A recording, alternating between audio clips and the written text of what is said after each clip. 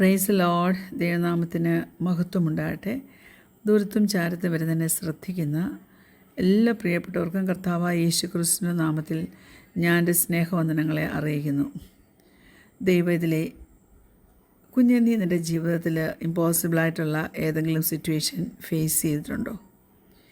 ഇപ്പോൾ നീ ഏതെങ്കിലും ഒരു ഡിഫിക്കൽട്ട് സിറ്റുവേഷൻ ഫേസ് ചെയ്യുന്നുണ്ടോ? ദൈവം ഇമ്പോസിബിളായിട്ടുള്ള കാര്യങ്ങൾ നമുക്ക് വേണ്ടി ചെയ്തു തരും. ആർക്കാണെന്നറിയാമോ? പ്രാർത്ഥിപ്പാനും അവനെ വിശ്വസിപ്പാനും നമുക്ക് ഒരുക്കമുണ്ടെങ്കിൽ.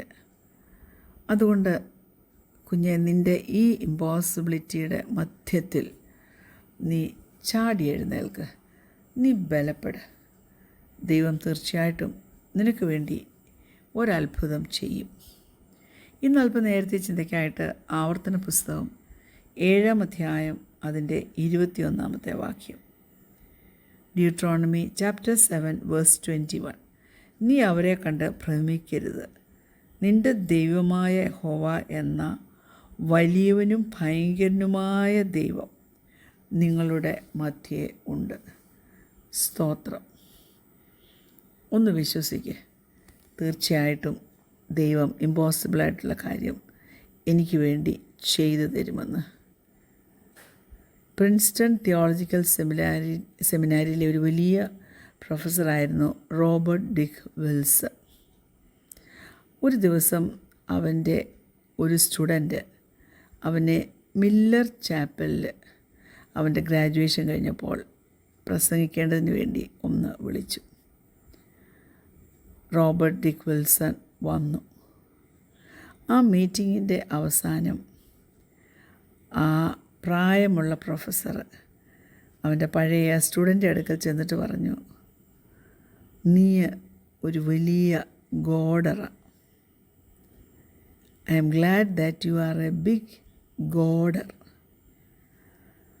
എൻ്റെ ഒക്കെ ആമ്പിള്ളാർ അവർ തിരിച്ചു വരുമ്പോൾ എനിക്ക് കാണാൻ പറ്റും, അവർ ഒന്നുകിൽ വലിയ ബിഗ് ഗോഡേഴ്സ് ആയിരിക്കും, അല്ലെങ്കിൽ ലിറ്റിൽ ഗോഡേഴ്സ് ആയിരിക്കും.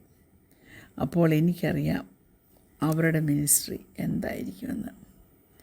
ഉടനെ ആ പഴയ സ്റ്റുഡൻറ്റ് ആ പ്രൊഫസറോട് പറഞ്ഞു, എനിക്കൊന്നും മനസ്സിലായില്ല, എനിക്കൊന്ന് എക്സ്പ്ലെയിൻ ചെയ്തു തരാമോ ഈ ബിഗ് ഗോഡർ, ലിറ്റിൽ ഗോഡർ എന്നൊക്കെ പറഞ്ഞ്. ഉടനെ ആ പ്രൊഫസർ പറഞ്ഞു കൊടുത്തു, ചില മനുഷ്യർക്ക് ഒരു ചെറിയ ദൈവമാണുള്ളത്. അതുകൊണ്ട് എപ്പോഴും അവർ ഇങ്ങനെ ട്രബിളിനകത്ത് കിടന്ന് കുഴയും. അവർക്കുള്ളത് ലിറ്റിൽ ഗോഡായതുകൊണ്ട് ആ ലിറ്റിൽ ഗോഡിന് ഒരു അത്ഭുതവും അവർക്ക് വേണ്ടി ചെയ്തു കൊടുക്കാനും പറ്റത്തില്ല. അവരുടെ ഇൻസ്പിറേഷനും അവരുടെ ട്രാൻസ്മിഷൻ ഓഫ് ദ സ്ക്രിപ്ചറും അതിനെ ഒന്നും ശ്രദ്ധിക്കാൻ അവർക്ക് പറ്റത്തില്ല. ആ ജനത്തിന് വേണ്ടി ഇടിവ് നിൽക്കാനും ആ ലിറ്റിൽ ഗോഡിന് പറ്റത്തില്ല. അതുകൊണ്ട് അങ്ങനെയുള്ളവരെയാണ് ഞാൻ വിളിക്കുന്നത് ലിറ്റിൽ ഗോഡേഴ്സ്. എന്നാൽ ചിലരുണ്ട്, they have a great God. ആ ദൈവം സംസാരിക്കും, ആ സംസാരിക്കുന്നവൻ ചെയ്യും. ആ ദൈവം കമാൻഡ് ചെയ്യും, അത് ക്ഷണത്തിൽ നടക്കും. എത്രമാത്രം അവൻ സ്ട്രോങ് ആണെന്ന് തന്നെ ഭയപ്പെടുന്നവരെ അവൻ കാണിച്ചു കൊടുക്കും. You have a great God and he will bless your ministry.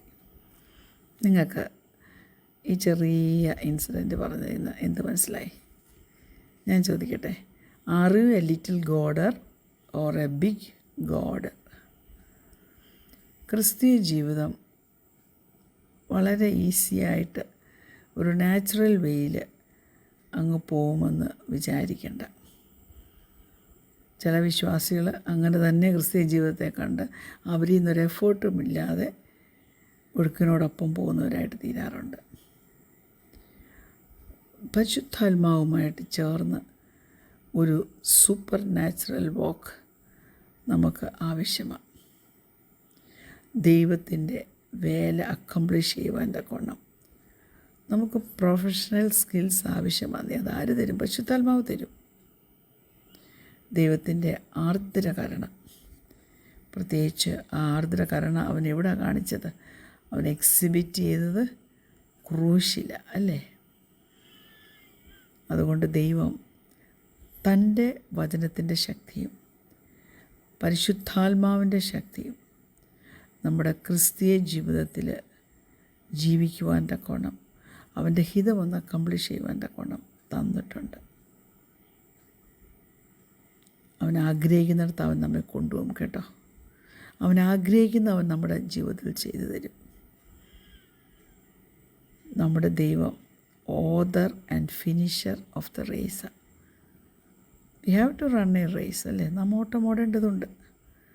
അതുകൊണ്ട് ഞാൻ പറയട്ടെ, your part is prayer and faith.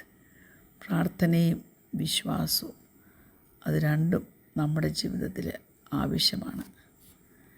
ഞാൻ എൻ്റെ പ്രിയപ്പെട്ടവരുടെ ശ്രദ്ധയിൽ ഒരു വാക്യം കൊണ്ടുവരട്ടെ. യെരമ്യാവ് 39:9, ജെറമ്യ ചാപ്റ്റർ 39 വേഴ്സ് 9.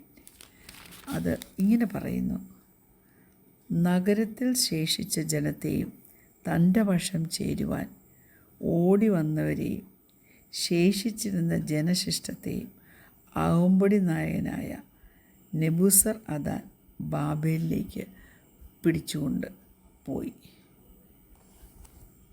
ഇവിടെ നാം കാണുന്നത് ഒരു തോൽവിയുടെ ചരിത്രമാണ്. അതിനുമുമ്പ് ഞാനൊരു കാര്യം നിങ്ങളെ ഓർപ്പിക്കട്ടെ. വർഷങ്ങൾക്ക് മുമ്പ് ഒരു ഇവാഞ്ചലിസ്റ്റിക് ക്രൂസൈഡ് ജമൈക്കയിൽ നടക്കുമ്പോൾ ആ സ്ഥലത്ത് ഒരു വയലൻസ് 30 വർഷമായിട്ട് നിലനിൽക്കുന്ന ഒരു സ്ഥലമായിരുന്നു. ഗവൺമെൻറ് ഒന്നും അവിടെ ചെയ്യാൻ പറ്റാതെ അവിടെ ഒത്തിരി ഡ്രഗ്സ് വന്നടിയുന്നത് കണ്ട് ഗവൺമെൻറ് പോലും സ്തംഭിച്ചു നിന്നൊരു സമയമുണ്ടായിരുന്നു. ഒത്തിരി കൊല അവിടെ നടക്കുന്നുണ്ടായിരുന്നു. അപ്പോൾ അവിടെയുള്ള ദൈവദാസന്മാരെല്ലാവരും കൂടി ഒരുമിച്ച് ചേർന്ന് ഒരു റിവൈവലിന് വേണ്ടി ആ സ്ഥലത്ത് ചെല്ലുവാനും പ്രാർത്ഥിപ്പാനും തീരുമാനിച്ചു.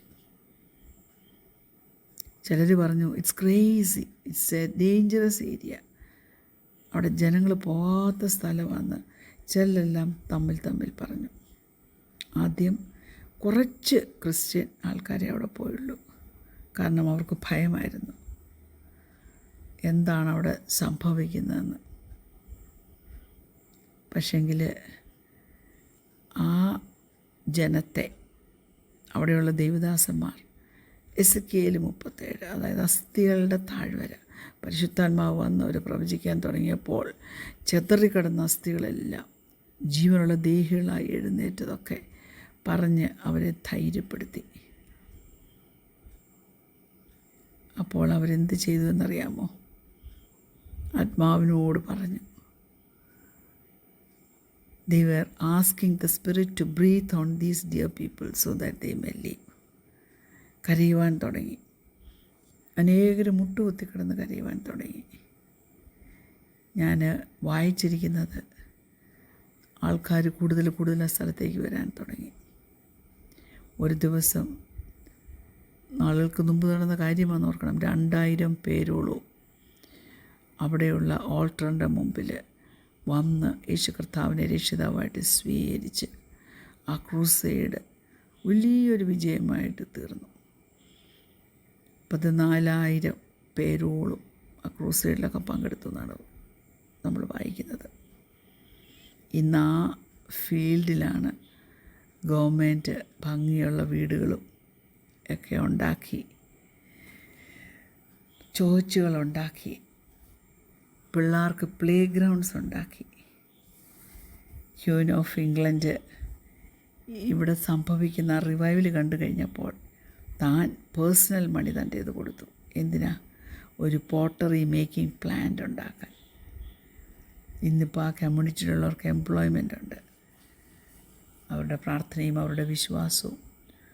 വലിയ കാര്യം ആ ദേശത്ത് ചെയ്തെടുപ്പാൻ തക്കവണ്ണം ഇടയാക്കി. നമുക്കറിയാം, സങ്കീർത്തനം 30:5 വായിക്കുമ്പോൾ Psalm 30:5 ഇങ്ങനെ പറയുന്നു: അവൻ്റെ കോപം ക്ഷണനേരത്തേക്കേ ഉള്ളൂ, അവൻ്റെ പ്രസാദമോ ജീവപര്യന്തമുള്ളത്. സന്ധ്യയെങ്കിൽ കരച്ചിൽ വന്ന് രാപ്പാർക്കും, ഉഷസ്സിലോ ആനന്ദഘോഷം വരുന്നു. ദൈവത്തിലെ എന്നും ദൈവം ദുഃഖത്തിൽ ഇടത്തില്ല. നമുക്ക് വിശ്വാസമുണ്ടോ? ദൈവം നമുക്ക് വേണ്ടി അത്ഭുതം പ്രവർത്തിക്കുമെന്ന് വിശ്വസിക്കുന്നു. തീർച്ചയായിട്ടും ദൈവം അത്ഭുതം ചെയ്യും. Because he is A miracle working God.